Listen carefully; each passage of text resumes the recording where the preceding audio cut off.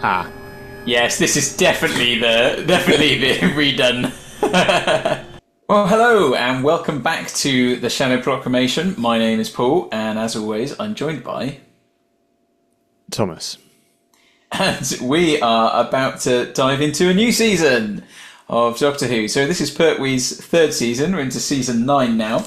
If you're joining us for the first time, we're watching through all of Doctor Who, all classic Who and related media. We're going to try and get through as much of the modern stuff as well when we get there. Obviously, it's going to take a while. If you haven't seen any of our stuff before, you can go right back to the beginning, to An Unearthly Child, and start there. Everything's in playlist, isn't it, Thomas? It's all pretty easy to find if you want to find it on our channel. Yeah. We have a playlist for each season and then one that has all of them if you want to, do the whole lot in one sitting, but that will take a while. It will do. And we've also, just from this episode, really, isn't it, Thomas? We've got our Patreon up and running now. So you can go there. That's where you can get the full episode reactions. So obviously these are sort of edited down for YouTube. If you want to watch along at home and watch the whole thing, you can do that by signing up to Patreon. There's a few little things on there, and we'll be adding more bits and bobs as we go as well. So, if you're keen, do have a look, but no worries if not. So, Thomas, have you seen the title of this one? I didn't. No, I deliberately jumped into it. Well, I'll tell you what then. I'll tell you, don't look if you can. Okay. And I will give you a few details about it, but I won't tell you anything about it. And I'll tell you to close your eyes when the thing, or you've got to close your eyes when the title comes up. If that helps. Okay. Not for the whole. Not for the whole thing, because that'd just be silly. Yeah.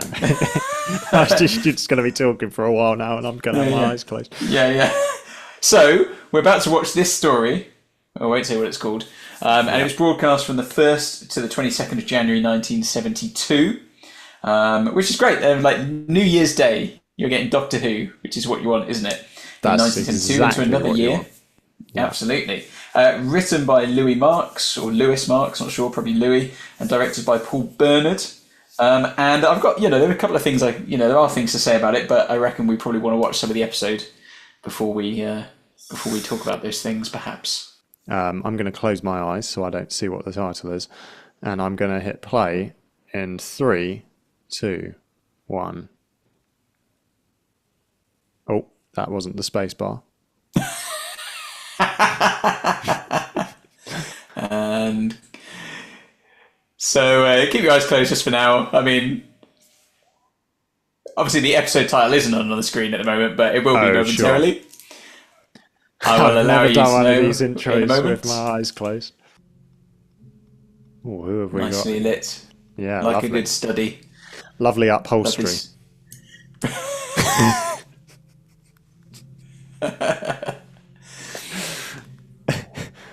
Like that lamp as well.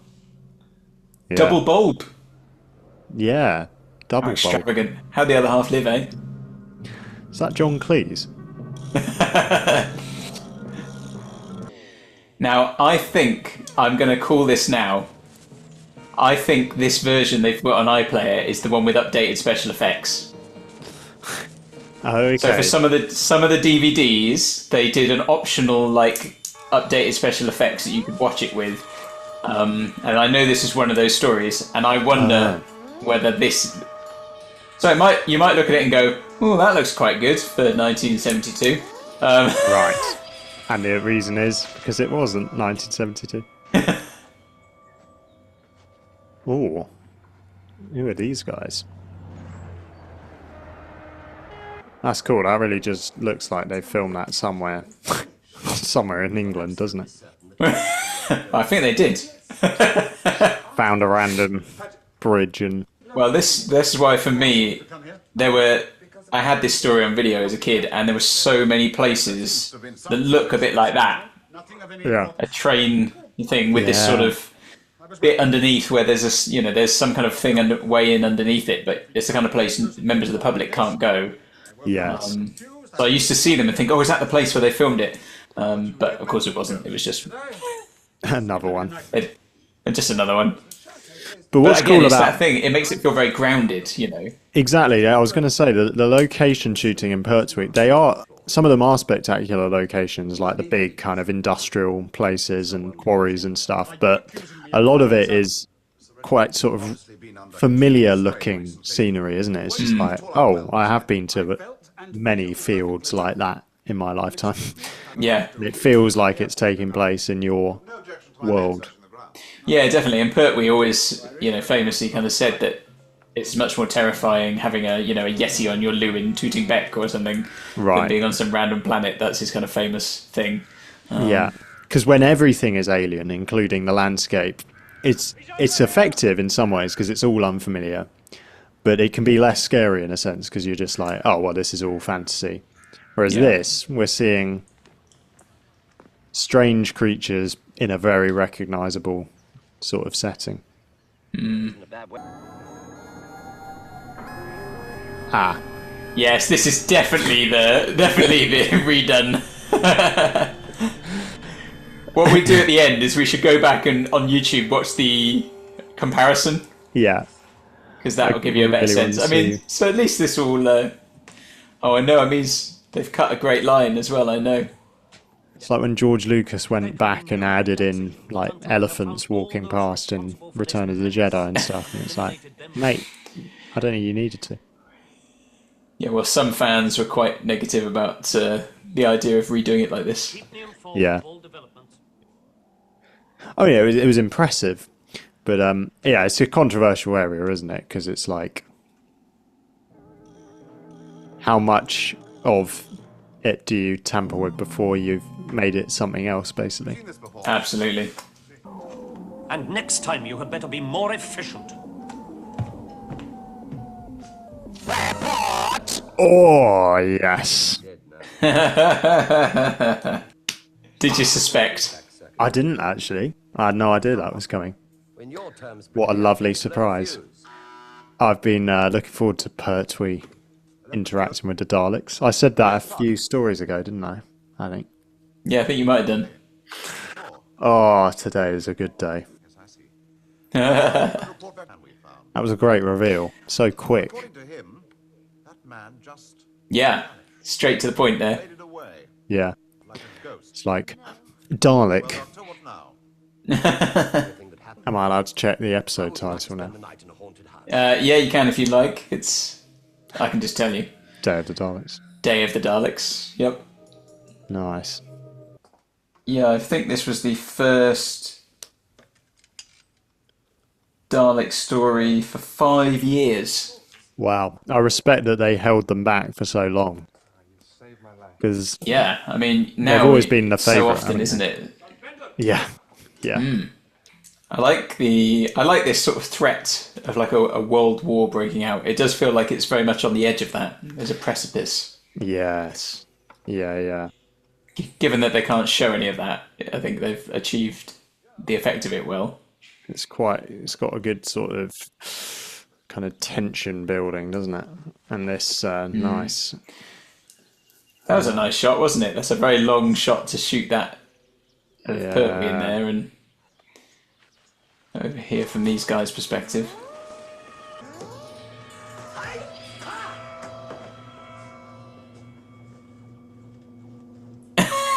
Still drinking his drink, having his whiskey or his brandy.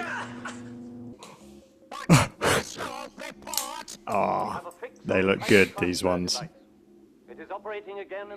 First time we've seen the Daleks in colour. Yeah. In the show. Obviously we saw them in colour in the movies. Yes. But we've got a completely newly designed... the design is pretty much the same, but completely resprayed. Yeah. So the originals were sort of silver with blue. Now they've gone for this kind of much more kind of black, gunmetal grey kind of look. That looks gorgeous, doesn't it? They do look great. Of the Daleks must be destroyed. Exterminate them. Exterminate them. Exterminate them. Exterminate them.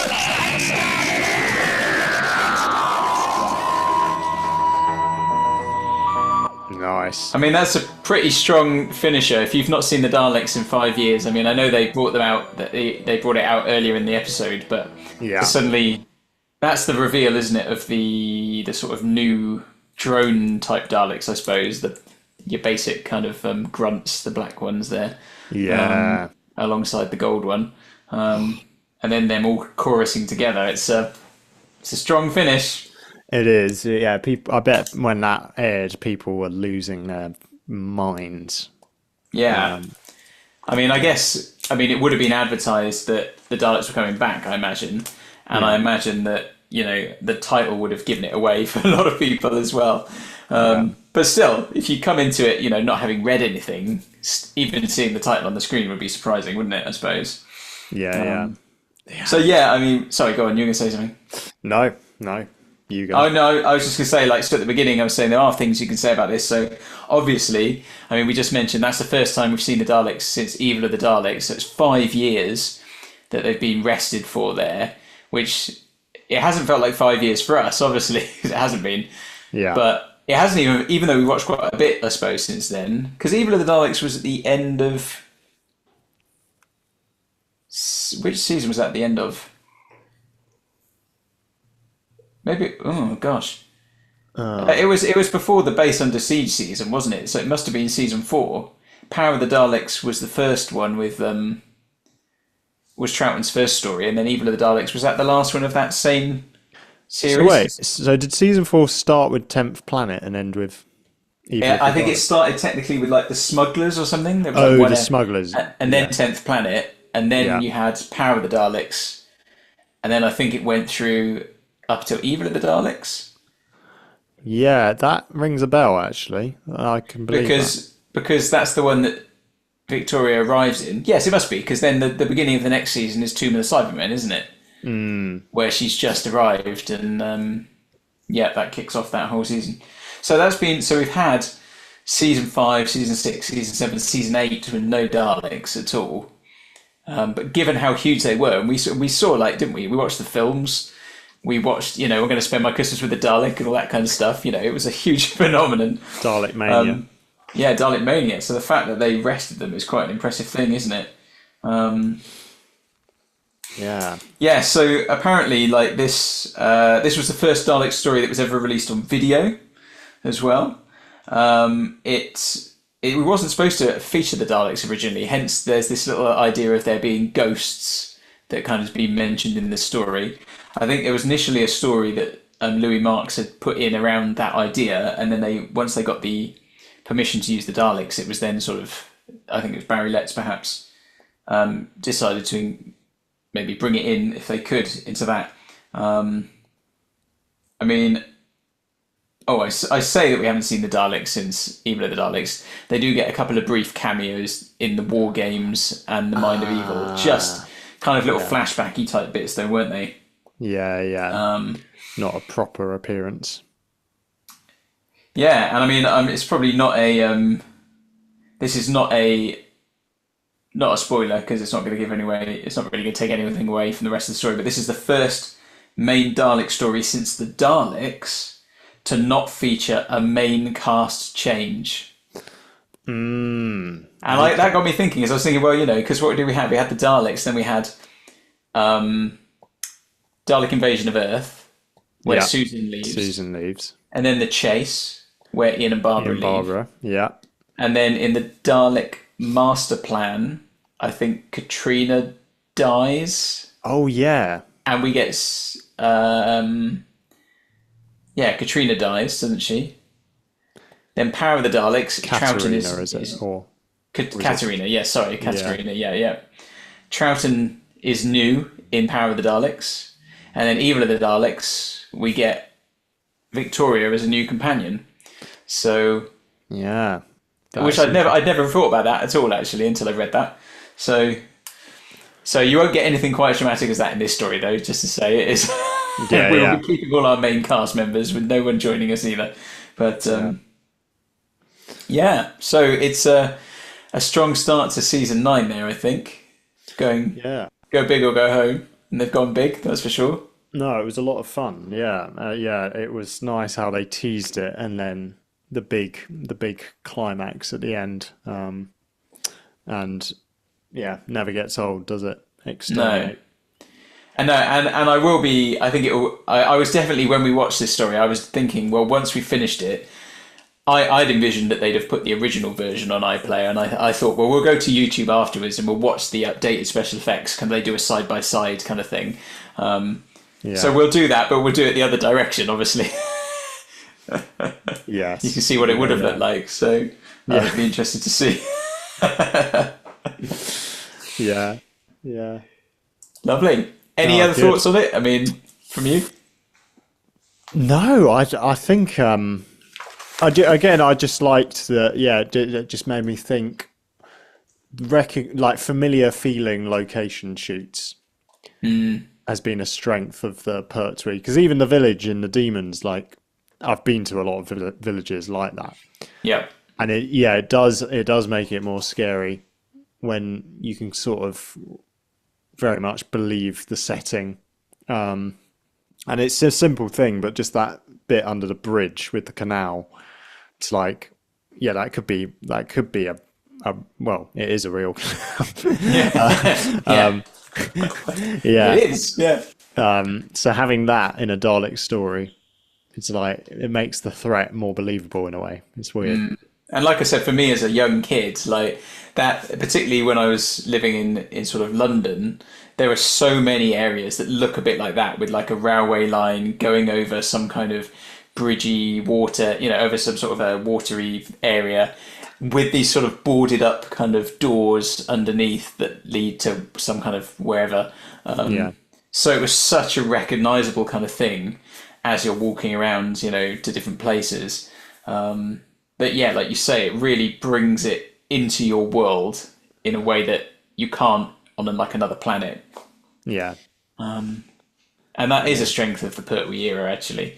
And I don't think really until we've started watching through this era now, and you see them all in a row, I don't think I'd necessarily put that all together. When you kind of watch it, when you're a kid and you're buying Doctor Who videos, as I was, one day you'd go and you'd buy a Pertwee one, and then maybe another time you'd go and you'd think, oh, I'm going to buy that Tom Baker one or that Davison one, and you don't really necessarily see the thread running through in the way we see it now. So it's very much got its own distinctive feel, from particularly compared to the Troughton and Hartnell eras. It definitely stands apart from those. Yeah, totally.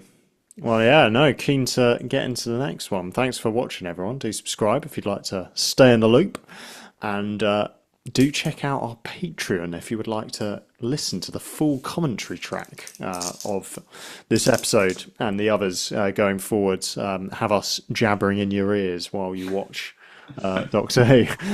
But yeah, thanks for watching. Goodbye. Links. Bye-bye.